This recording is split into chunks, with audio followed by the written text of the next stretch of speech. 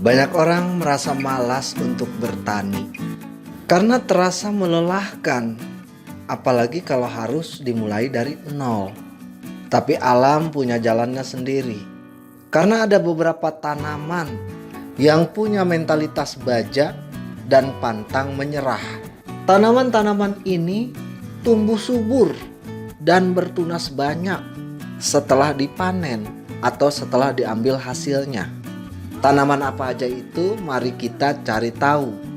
5 tanaman yang sekali tanam bisa memberi makan berkali-kali dan bisa menjadi sumber pakan yang tidak ada habis-habisnya. Tanaman yang pertama, daun bawang. Daun bawang adalah tanaman yang wajib ada, yang aromanya selalu berhasil membangkitkan selera makan kita. Dulur sebetulnya hanya butuh sedikit daun bawang. Jika hanya untuk taburan telur dadar, taburan martabak telur, atau untuk bumbu sop. Seringkali dulur membeli seikat besar daun bawang yang akhirnya layu di dalam kulkas. Sebetulnya dulur semua tidak harus membeli terus-menerus, karena dulur bisa menanamnya sendiri.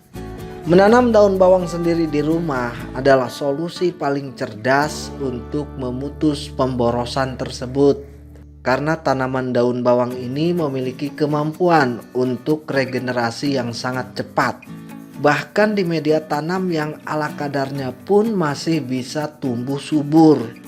Kemudahan dalam menanam daun bawang, dulur tidak membutuhkan lahan yang luas atau pot yang mahal untuk memulai menanamnya.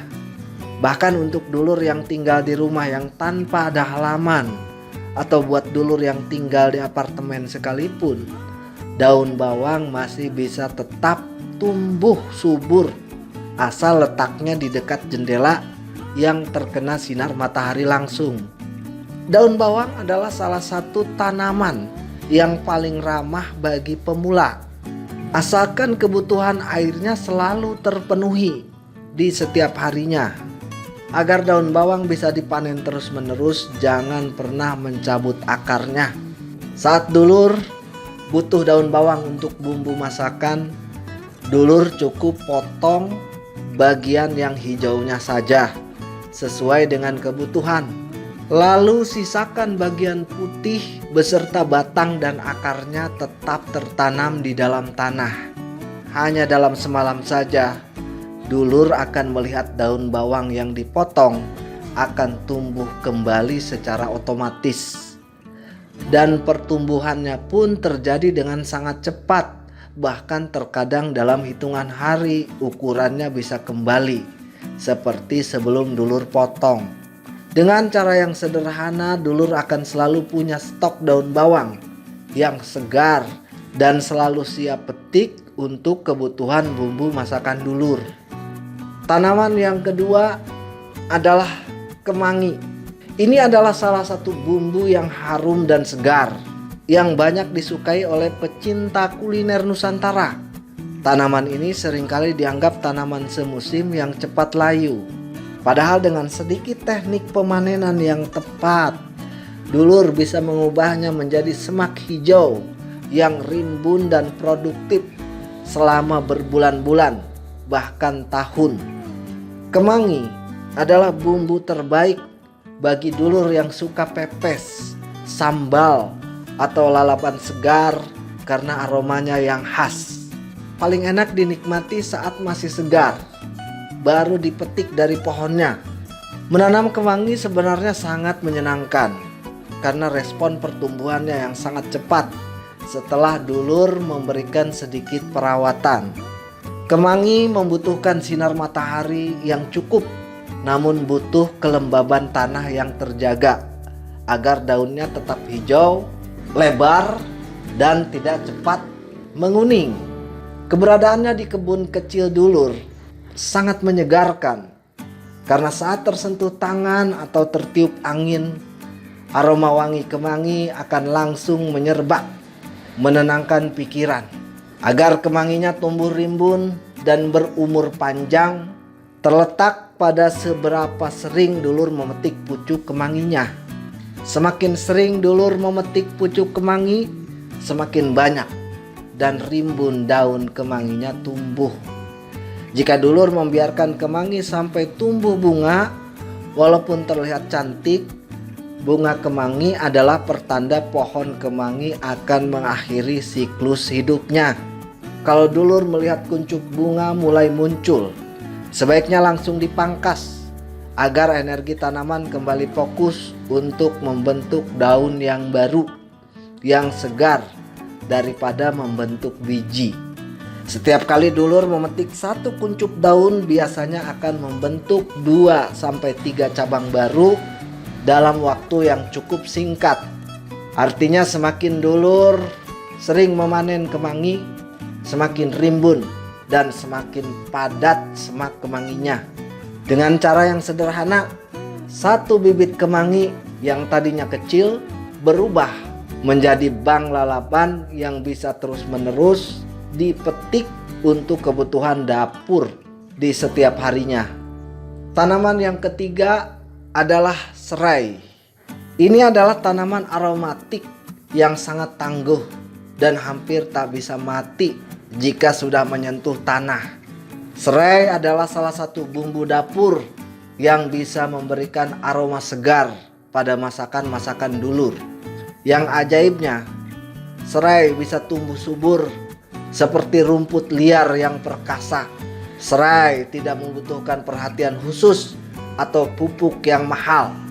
Serai hanya butuh ruang untuk memperbanyak dan memperluas rumpunnya agar bisa menumbuhkan batang yang melimpah sepanjang tahun. Memiliki tanaman serai di halaman bukan hanya soal bumbu dapur, tetapi juga soal estetika dan manfaat tambahan seperti pengusir nyamuk alami. Tanaman serai memiliki struktur akar yang sangat kuat dan mampu bertahan di tanah yang kering sekalipun, sehingga dulur tidak perlu khawatir jika lupa memperhatikan atau menyiramnya. Hanya dari satu batang serai yang dulur tanam hari ini, dalam hitungan bulan, serai yang dulur tanam akan berubah menjadi rumpun yang padat dan siap untuk dipanen kapanpun dulur membutuhkannya. Agar serai bisa dipanen terus-menerus, cukup ambil batang serai di bagian paling pinggirnya saja, agar serai bagian utamanya bisa terus menumbuhkan dan memperbanyak batangnya lagi. Karena setelah dulur ambil beberapa batang dari pinggirannya, serai secara alami akan langsung mengeluarkan anakan baru dari pusat akarnya. Dengan seperti itu, tanaman serai dulur akan semakin banyak dan padat, bukan malah habis. Dengan metode pemanenan yang selektif, bisa memenuhi kebutuhan bumbu dapur satu keluarga besar, bahkan lebih untuk waktu yang sangat lama. Tanaman yang keempat, seledri. Seledri sering disebut sebagai bumbu penyempurna masakan karena aromanya yang segar bisa membuat makanan sederhana jadi jauh lebih mewah. Seledri ini sering dianggap sulit ditanam oleh para pemula karena membutuhkan kelembaban yang pas. Tetapi jika sudah menemukan titik nyamannya, tanaman seledri ini bisa terus-menerus memberikan hasil. Dulur tidak harus punya lahan luas untuk menanamnya, karena seledri bisa bahagia hanya berada di pot-pot kecil yang diletakkan di area yang teduh, namun tetap mendapatkan cahaya matahari pagi.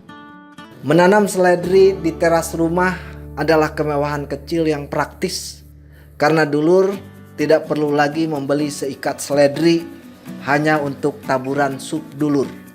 Seledri juga terkenal dengan banyak manfaatnya untuk kesehatan, sebagai antioksidan atau untuk menurunkan tekanan darah.